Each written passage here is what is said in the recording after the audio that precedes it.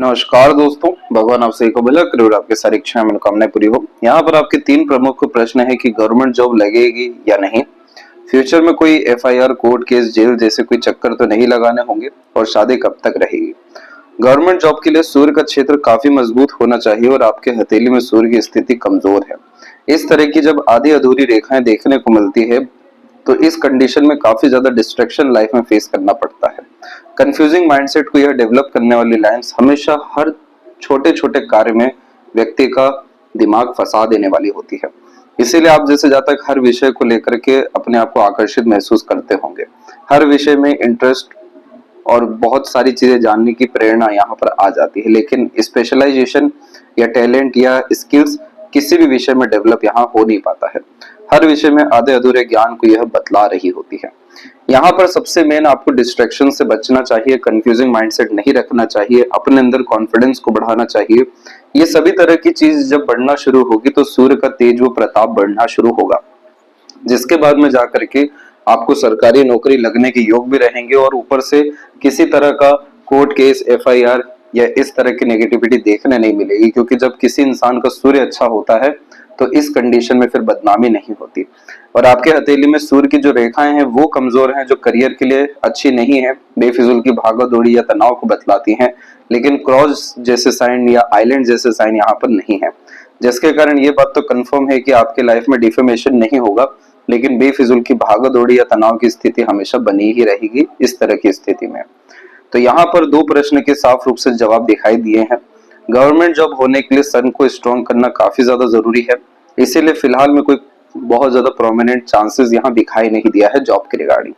दूसरा, यहाँ किसी भी तरह का कोर्ट केस, जेल की यात्रा, ऐसी तमाम तरह की चीजें होने नहीं वाली है, क्योंकि सूर्य अंततः इतनी भी खराब स्थिति में नहीं है। तो बहुत बार यहाँ पर नेगेटिविटी आने से जो जातक बच जाते हैं तो भी इस तरीके का सन हमें देखने को मिल जाता है, लेकिन यह एनर्जी, पैसा, फोकस, इन तीनों चीजों को यहाँ पर वेस्ट कर रहा है, इसे ठीक करना जरूरी है।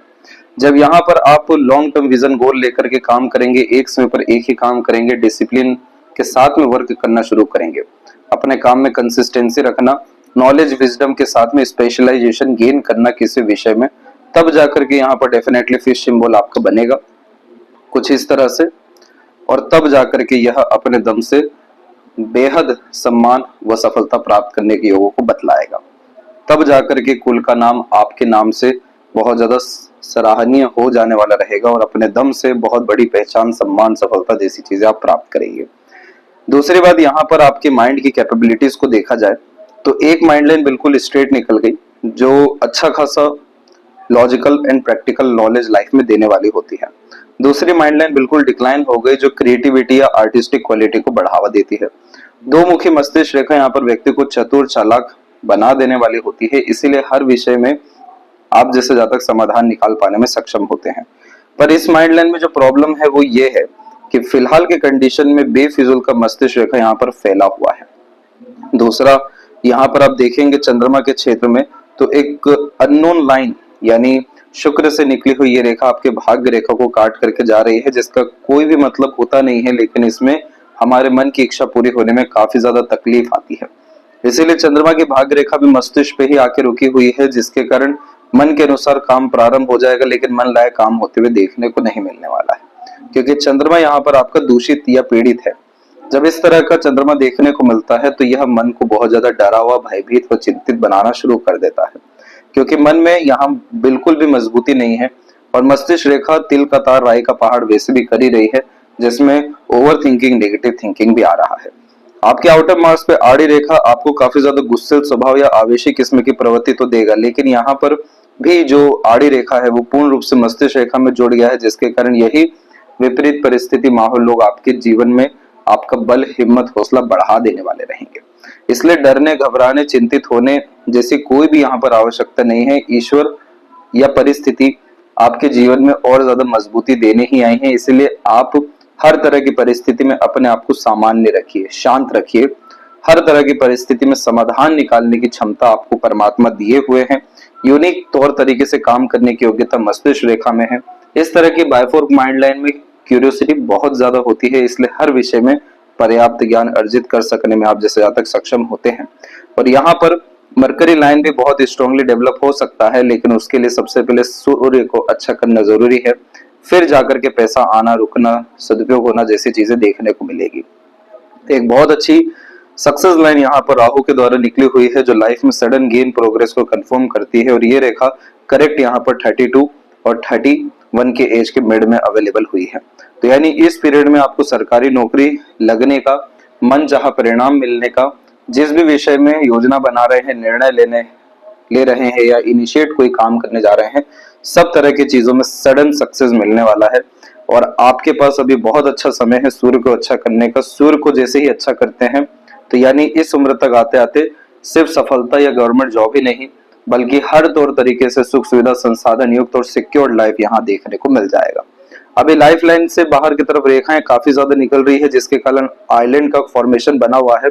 कंफर्ट से दूर रहें, बेफिजूल की भागा दौड़ी, इल्यूजन जैसी चीजों से दूर रहें, लगातार मेडिटेशन करना, लगातार मंदिर जाना और सर्वप्रथम गुरु बनाना आपको चाहिए। वहां से आपका उद्धार, उन्नति काफी ज्यादा रहने वाला है और जन्म स्थान से दूर जाकर के ही तरक्की भी होने वाली है। मैरिज भी यहाँ पर आपका अप्रोक्स 30 के एज में दिखाई दिया है, लेकिन उसके पहले ही लाइफ लाइन में आइलैंड का साइन बनना काफी ज्यादा नेगेटिव होता है हेल्थ के लिए, लाइफ स्टाइल के लिए, सक्सेस के लिए, क्योंकि यह सक्सेस को रोकने का साइन है। तो यहाँ जो जो रेमेडिएट सजेशन है वो आपको भेजे जाएंगे।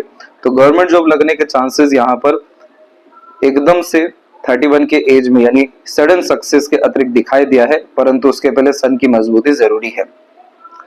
इस कंडीशन में बेफिजूल का डर, भय, चिंता जरूर बना रहेगा।